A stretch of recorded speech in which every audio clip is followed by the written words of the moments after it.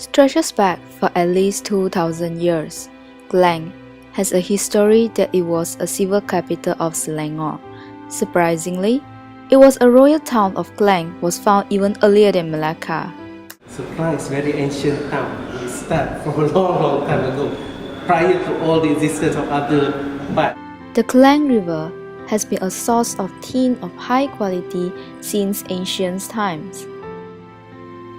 When Klang's town is very rich, so all the princes are fighting to have power within Klang town. Tengku Daudin was involved in struggle over Klang and made Klang as its official administrative town in the early 1870s. British colonized since its strategic locations by the mouth of Klang River and its potential of Klang as administrative town.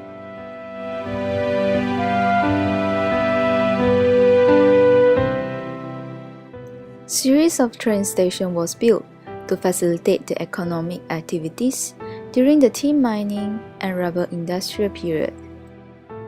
In 1898, Sultan Sulaiman Shah ascended the throne as the fifth Sultan of Selangor. He turned Klang into his official royal town. Klang continued to be important to the administrations of the state that the White House was built during Sultan Sulaiman's reign.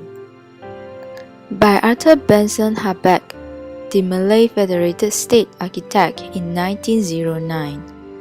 Klang then became the official seat of Sultan Sulaiman. It holds the characteristic of the neoclassicals, embodying strict symmetries, balance, and harmony.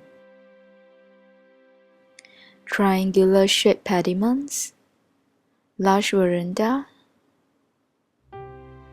and balustrade, added to adapt the climate in Malaysia.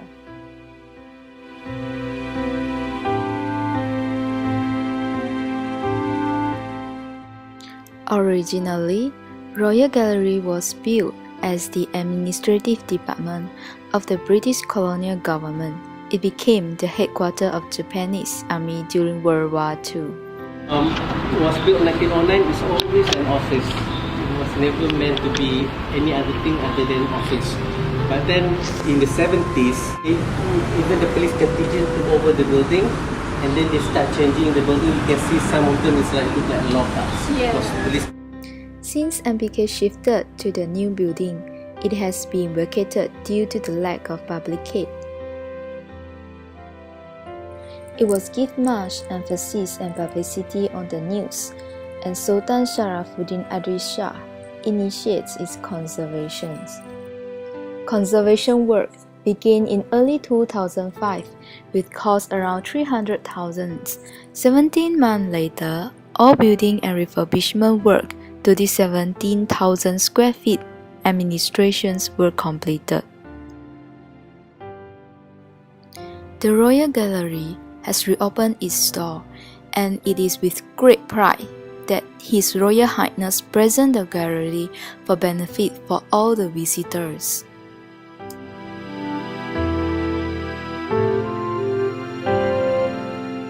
He built it, the current Sultan built it in honor of his father, Sultan Salahuddin.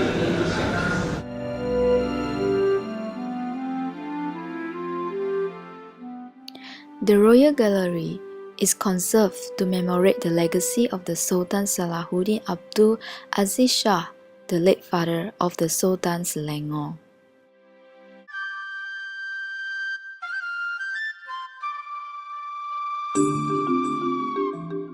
It showcases of the personal collections, artifacts comprising those childhood administrate yang di-Pertuan Agong.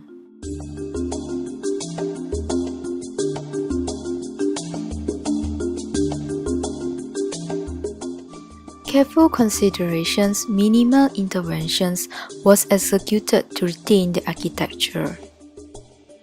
But as you can see, when we put up something, we don't actually cover anything up.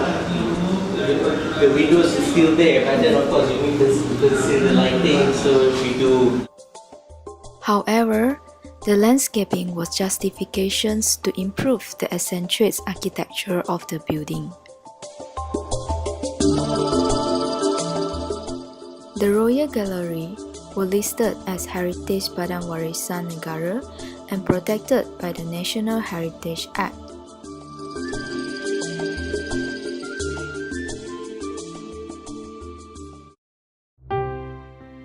It didn't touch our own versions of the White House. Instead, it had assisted MPK Heritage Trial Efforts strengths to gather few historical buildings in the tourism area.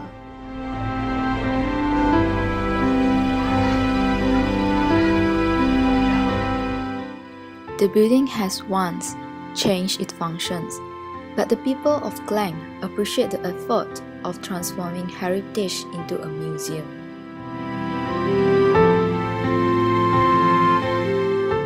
Today, Klang has more attraction to offer the public and businesses.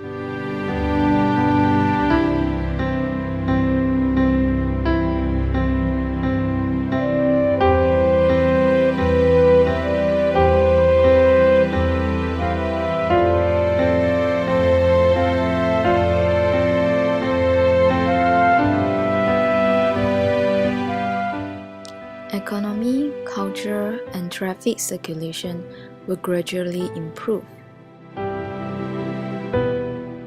Apart from this, the conservations of Royal Gallery reminisce the glory of the townships as well as the impact on the local conservation.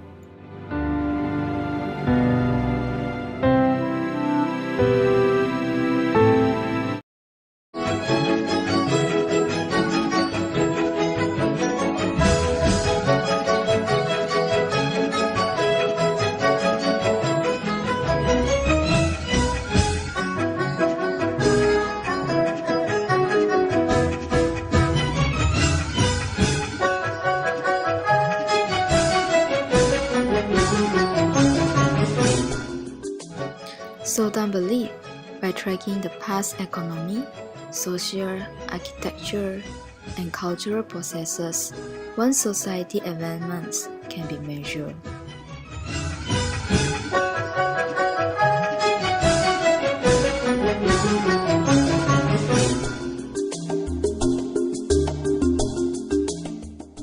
The essence of conservation helps us to remember, appreciate our identity, and to conserve the meaning of the building and encourage more effort in local conservation.